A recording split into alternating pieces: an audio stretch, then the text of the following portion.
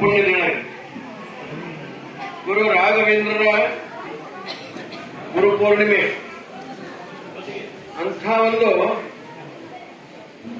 ಪ್ರದರ್ಶನ ಮಾಡಿ ಅಂಥ ಒಂದು ಆಶೀರ್ವಾದ ಭಕ್ತರೆಲ್ಲರೂ ಕೂಡಿ ಈ ಹೆಬ್ಬಳ್ಳಿ ಹಬ್ಬನ ಆ ಸಾಯಿಬಾಬನ ಮತ್ತು ಗುರು ರಾಘವೇಂದ್ರನ ಒಂದು ಆಶೀರ್ವಾದ ನೀವೆಲ್ಲರೂ ಭಕ್ತರ ರೂಪದಿಂದ ಗುರು ಸಾಯಿಬಾಬಾ ಮತ್ತು ರಾಘವೇಂದ್ರ ನನ್ನ ದೃಷ್ಟಿಯಲ್ಲಿ ಎಲ್ಲಿ ಭಕ್ತರ ರೂಪದಲ್ಲಿ ಅವರು ಬಂದು ಇವತ್ತು ಆಶೀರ್ವಾದ ಕೊಡ್ತಾರೆ ಅಂತ ಹೇಳಿ ನಾನು ಇವತ್ತು ಬಹಳ ಖುಷಿಯಾಗಿದೆ ಇವತ್ತು. ಯಾಕಂದ್ರೆ ಈ ಪುಣ್ಯ ಭಾಗ್ಯ, ಈ ಪುಣ್ಯ ಎಷ್ಟು ವರ್ಷ ತಪಸ್ಸು ಕೊಟ್ಟು ಗವಾರವಾಗಿ ತಪಸ್ಸು ಕೊಟ್ಟು ನಾವು ಬೇಡಿಕೊಂಡ್ರೂ ಇದು ಸಿಗುವುದಿಲ್ಲ ಈ ಪುಣ್ಯ ಭಾಗ್ಯ. ಆದ್ರೆ ಪರಮಾತ್ಮ ಗುರು ದೊಡ್ಡ ಲಾಲ್ ಸಾಹೇಬನ ಆಶೀರ್ವಾದ, ನನ್ನ ಪಡಗಪ್ಪನ ರೇಮಂಡ್ ಶಾವಲಿ ಆಶೀರ್ವಾದ, ಇವತ್ತಿನ ದಿವಸ ಈ ಹೆಬ್ಬಳ್ಳಿ ಹಬ್ಬನ ಈ ಸ್ಥಾನಕ್ಕೆ ಈ ಮಟ್ಟದಕ್ಕೆ ತಂದವ ಯಾರಪ್ಪ ಅಂದ್ರೆ ನನ್ನ ಪಡಗಪ್ಪ ರೇಮಂಡ್ ಶಾವಲಿ ಅವರು,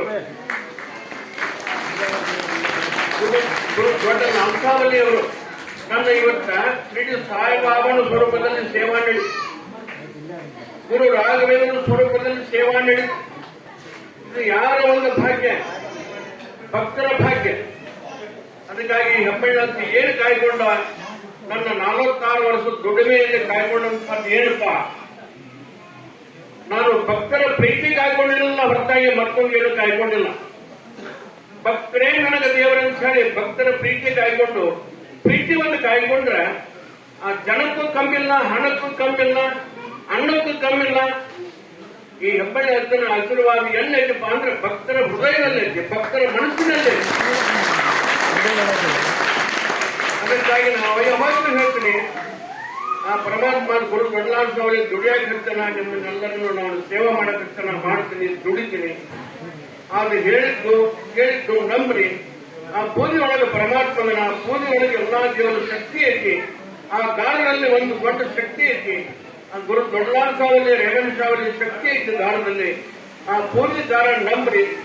ನಾನು ಏನು ನಿಮ್ಮ ಸೇವಾ ಮಾಡೋದಕ್ಕೆ ಮಾಡ್ತೀನಿ, ಒಂದಲ್ಲ 100 ಸಲ 1000 ಸಲ ನನ್ನ ಉಸಿರು ಹೋಗೋ ಮಟ್ಟ ಭಕ್ತರ ಸೇವಾ ಮಾಡ್ತೀನಿ. ಆದ್ರೆ ನಂಬಿಕೆ ಕಳ್ಕೋಬೇಡ್ರಿ ಭಕ್ತರೇ. ಇದು ಹೇಗೆ ವರ್ಷಕ್ಕ ನಮ್ಮ ಹಿರಿಯರು, ಇದು ಎಂಥ ಭಾಗ್ಯ ನೋಡಿ.